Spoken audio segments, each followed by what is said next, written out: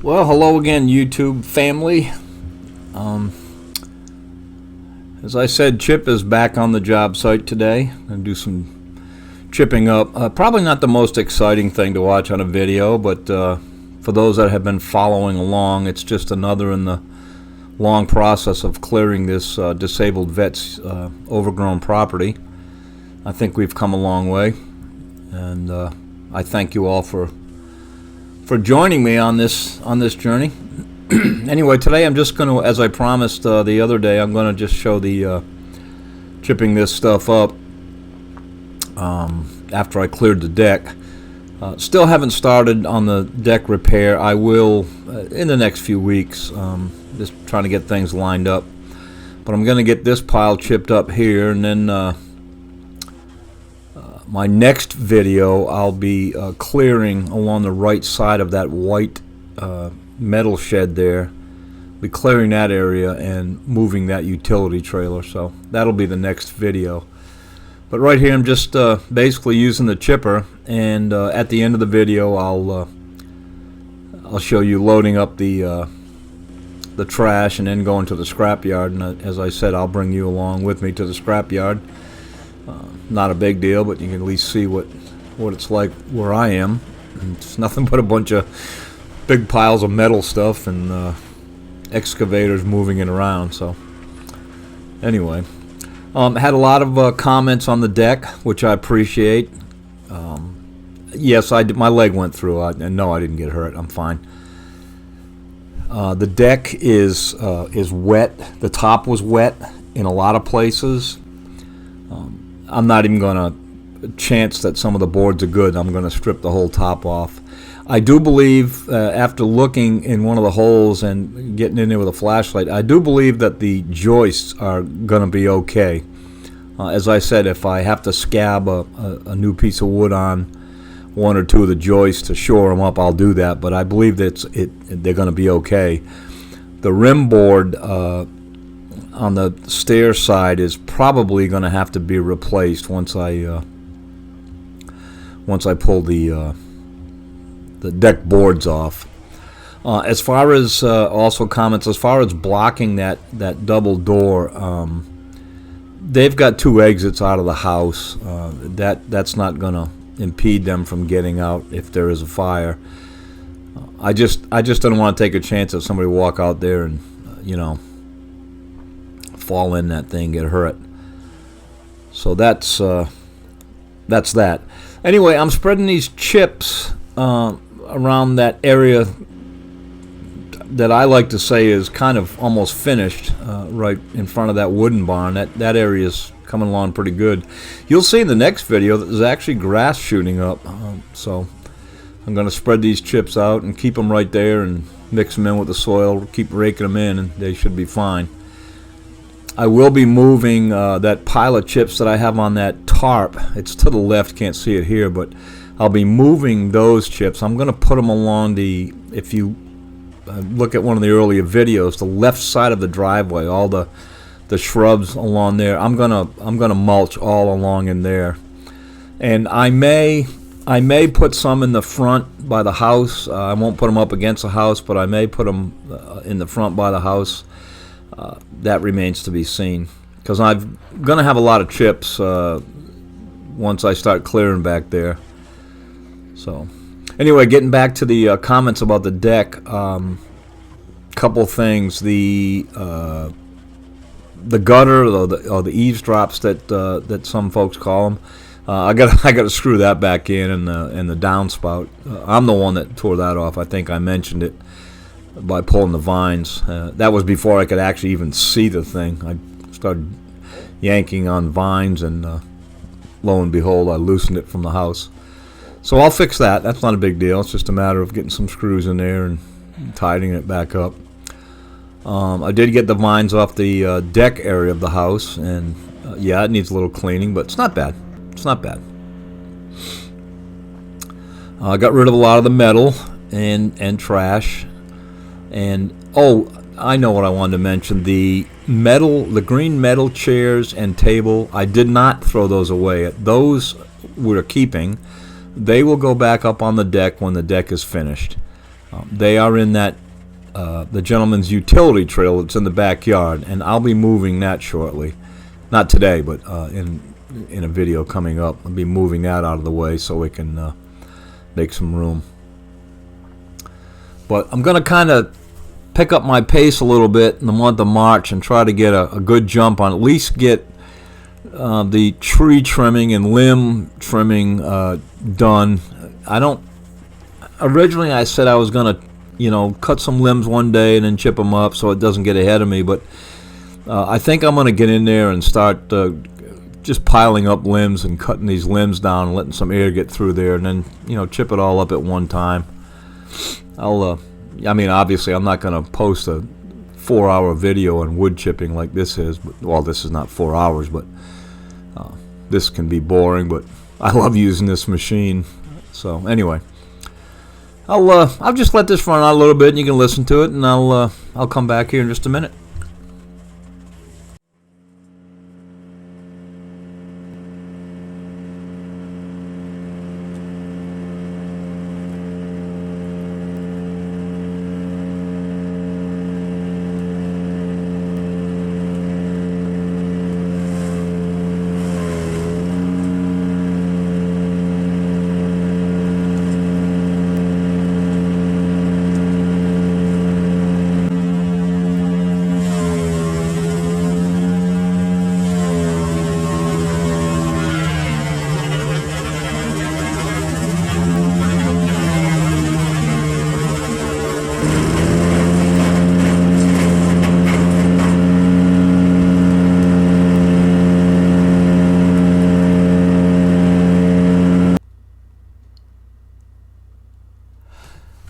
The other day when I was working over here, I don't know what made me think of this, but I wanted to talk about perception, or people perceiving things differently. I get a lot of comments and get different views and different perceptions of what I'm doing and what I can do. And all of them are very, very good comments, very good tips. I've actually used quite a few of them. Some of them I couldn't, but nonetheless, I appreciate that. But I was thinking of it, and when I'm doing stuff like this, I'm trying to pay attention, but my mind wanders a bit. And on the idea or the topic of perception, it brought me back to a long time ago. I was stationed in Mississippi back in the 80s. And I went to a professional military education. They call it PME schools. It was non-commissioned officer leadership school, which everybody had to go through back in the day. So I went through that, and it deals with military history and leadership qualities and managerial stuff, and all things like that. It was a good course. I enjoyed it back then. But one day we got talking about perceiving things and perception, and the instructor had two people go to a large chalkboard, and he had them put blindfolds on, and he gave them a piece of chalk, and they were separated by about 3 or 4 feet. The chalkboard was 10 feet wide; it was huge. And he said, "All right." He said, "I'm going to give you both a set of instructions, and I want you to do what I tell you to do." And of course, they said, "Okay." So they were blindfolded. He said, "Okay, first thing I want you to do is put your chalk on the chalkboard and get ready." So they both put their chalk on the chalkboard, and he said, "Okay, the first thing I want you to do is draw a straight line approximately 12 inches long." And they both did that. He said, "Now at the end of this line, draw a square, approximately 12 inches square." And they did that. He goes, "Now draw a diagonal line from the square back toward your starting point." And they did that. Anyway, he went on to give them the basic instructions. Now draw another line 12 inches, now draw this. And they were both following his example perfectly. However, when he got done, he said, "Okay, now take your blindfolds off and look at what you've drawn." And there were two totally different figures on the chalkboard. one person started drawing their line and they went left, the other one went up. Things like that, So their perception of his instructions, they did exactly what he said, but their perception of what he said was totally different. And I thought that was a great example. I really did. I really did enjoy that. That was a good example to me. So, when you say something, I have to be careful that I'm really clear on what I say I'm going to do here or what I'm going to do there, so that people don't perceive it differently than what I mean it to be, if that makes sense. Another good example, when I became a drill instructor in the Air Force in the late 70s, I went to the school for that, and we came into class one day, because it was a very professional school. We came into class one day, and the instructor walked in and started, the lesson, and one of the female students, another NCO, she came in, about a minute late, and he unloaded on her. He was saying, "I don't know who you think you are. Get out of my class. This is ridiculous. Get out of here." And just totally unprofessional. And she was yelling back at him, and we're all sitting there going, "My God, what is going on?"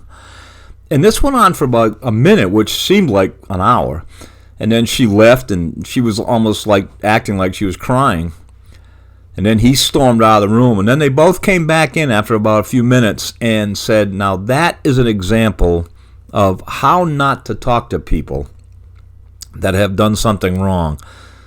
In other words, don't reprimand somebody in front of everyone else. Don't do it in public. Don't try to publicly shame them or anything like that. Again, that was a great example. And I had an opportunity in my later career, the second half of my career. I had a young airman said something derogatory to me, and I said, you need to come back here at 1600 so I can discuss this with you. And then all the other kids said, "I can't believe you didn't unload on him in front of us. What's wrong?" And I said, "No, that's not how you do it. I'll talk to him privately.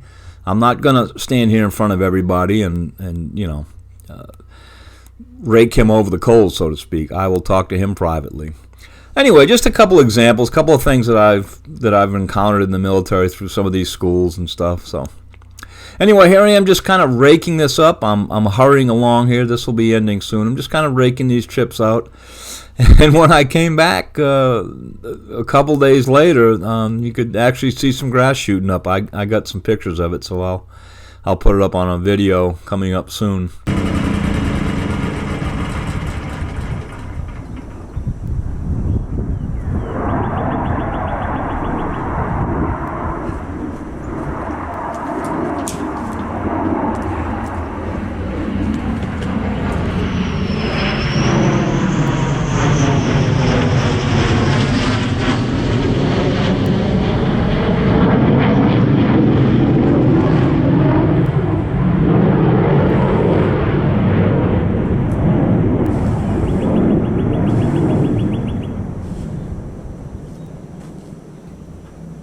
Once again, I'm going to sign off here real quick. Once again, I want to thank you all for watching, and thank you all for the great comments. This is the next morning here. But the great comments and tips, I do appreciate it. Continue to watch the videos and give me a thumbs up. That's the best way to support this whole project, and I do appreciate it. So I'll see you on the next one.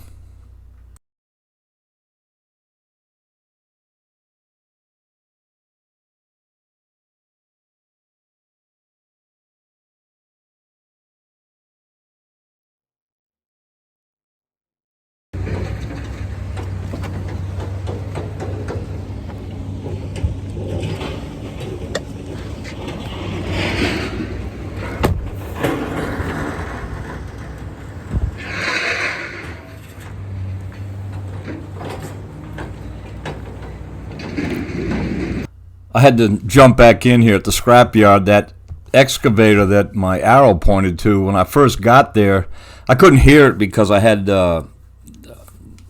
there was another big excavator to my right that you could see, but I didn't even realize that guy was back there, and all of a sudden I looked up and there it was. So anyway, it kind of startled me. I thought that was funny. Anyway, this is the scrapyard here in my hometown. So again, I'll see you in the next video, folks. Thanks again.